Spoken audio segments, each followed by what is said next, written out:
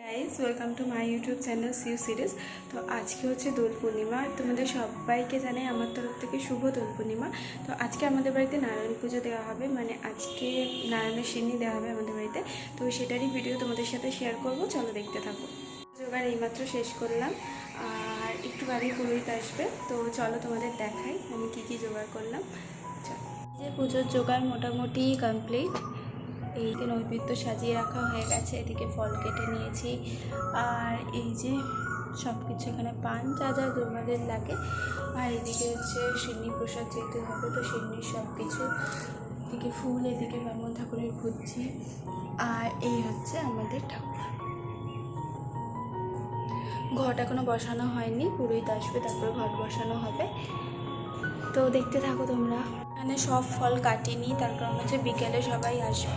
সব ফলই রেখে দিয়েছি গোটাই প্লাস্টিকে রেখে দিয়েছি, বিকালবেলা কাটা হবে। আর শুধু ঠাকুরের মতো করে অল্প করে কেটেছি।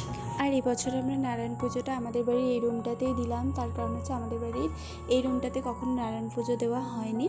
আর এখন আমি সিন্নি প্রসাদ মাখছি, আর পুরোহিত মশাই এসে গেছেন। আমাদের বাড়িতে প্রত্যেক বছর দোল পূর্ণিমার দিনেই নারায়ণ পুজো দেওয়া হয় হোমযজ্ঞ করে। তোমরা কমেন্টে জানিও তোমাদের কাদের কাদের বাড়িতে দোল পূর্ণিমাতে নারায়ণ পুজো হয়।